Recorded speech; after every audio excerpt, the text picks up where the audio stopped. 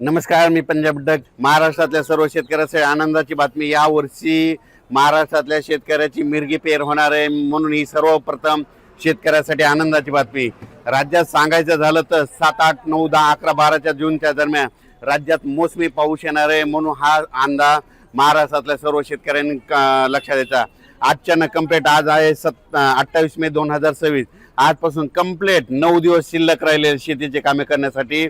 शेतकऱ्याला विनंती की तुम्ही काय करा, या 9 दिवसामध्ये शेतीचे कामे करून घ्या, कारण की राज्यामध्ये 7, 8, 9, 10, 11, 12 दरम्यान मोसमी पाऊस बरसणार आहे, म्हणून हा अंदाज लक्षात घ्यायचा.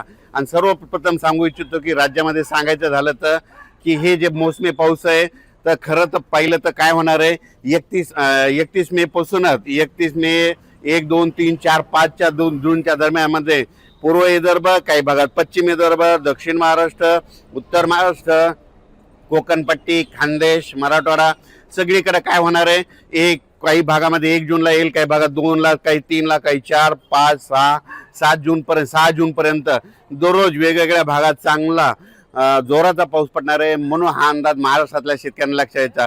पण हे 6 जूनपर्यंत पाऊस पडल्याच्या नंतर त्याच्या पाठोपाठ लगेच मोसमी पाऊस येणार आहे आणि 31 आणि 1 तारखेला केरळमध्ये मान्सून दाखल होणार आहे आणि केरळमधून कंप्लीट 5 ते 6 दिवसामध्ये ते महाराष्ट्रात येणार आहे. म्हणून ही सर्वप्रथम महाराष्ट्रातल्या शेतकऱ्यासाठी आनंदाची बातमी.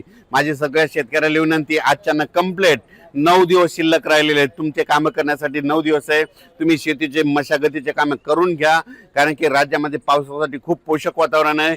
इतकं वातावरण असं कधीच पोषक नसतं, पण काय झालं, यावर्षी उन्हाची तीव्रता जास्त असल्यामुळे यावर्षी खूप पोषक वातावरण तयार झालं.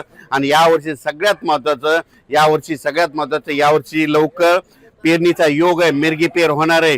कापसाच्या देखील बऱ्याच शेतकऱ्याचा काय होणार आहे, 2-3 टप्प्यामध्ये लागवडी होणार आहेत. कारण की काय होणार आहे, काही भागामध्ये 1 जून ते 6 जूनच्या दरम्यान काही ठिकाणी खूप जोराचा पाऊस पडणार आहे, काही निरंक राहील, काही भागामध्ये जास्त पाऊस पडणार आहे. म्हणून हा अंदाज महाराष्ट्रातल्या सर्व शेतकऱ्यांनी लक्षात घ्यायचा. तेलंगणा, कर्नाटक आणि मध्य प्रदेशच्या शेतकऱ्याला सांगू इच्छितो की तुमच्या इकडे देखील काय होणार आहे की यावर्षी लवकरच पाऊस येणार आहे. खरं तर तेलंगणा आणि कर्नाटकमध्ये यावर्षी लवकर पाऊस येणार आहे, म्हणून हा अंदाज तेलंगणातल्या सर्व शेतकऱ्यांनी लक्षात घ्यायचा. कर्नाटकच्या देखील सर्व शेतकऱ्यांनी अंदाज लक्षात घ्यायचा. आंध्र प्रदेशच्या शेतकऱ्यांनी देखील अंदाज लक्षात घ्यायचा आणि आपण आपल्या पेरणीचं नियोजन लावायचं. सांगायचं झालं तर यावर्षी सगळ्यात महत्त्वाचं म्हणजे एवढं पोषक वातावरण कधीच नसतं, पण यावर्षी सगळ्यात चांगलं वातावरण आहे. मी म्हटलं होतं ना, 2026ला शेतकऱ्याची पिकं चांगली येणार. ज्या वर्षी पेरणी लवकर होते त्यावर्षी शेतकरी मालामाल होतो, म्हणून हे लक्षात घ्यायचं. शेतकऱ्याला एक सांगू इच्छितो की यावर्षी देखील काय होणार आहे, ज्यांनी जर गडबड केली तर त्यांच्या काय होणार, 3 म्हणजे लवकर पेरणी होतील. मध्ये 7, 8, 9 ते मध्ये 15 पर्यंत काही जणांच्या पेरण्या होतील. त्याच्यानंतर काय होईल, 17, 18, 19च्या दरम्यान एक पाऊस येईल, त्याच्यामध्ये काही जाण्याचे होते. त्याच्यानंतर 25 ते 30 मध्ये एक पाऊस येणार, मोसमी पाऊस त्याच्यामध्ये होतील. आणि याच्यातून जर काही उरले तर मग ते 7 जुलैच्या दरम्यान जाते. पण यावर्षी मात्र पेरणीचा खूप चांगला योग आहे, म्हणून अंदाज लक्षात. उत्तर महाराष्ट्रात देखील काय होणार आहे, 1, 2, 3च्या दरम्यान चांगला पूर्व मोसमी, खरं तर ते मोसमी पाऊसच असतो, म्हणून हे अंदाज लक्षात यायचा. म्हणून हे लक्षात यायचं, चांगला पाऊस पडणार आहे. पण परिस्थिती अशी आहे की 7 जून नंतर जे पाऊस यायला ते पाठीमागून मोसमी पाऊस आहे, म्हणून ही सर्वप्रथम शेतकऱ्यासाठी आनंदाची बातमी.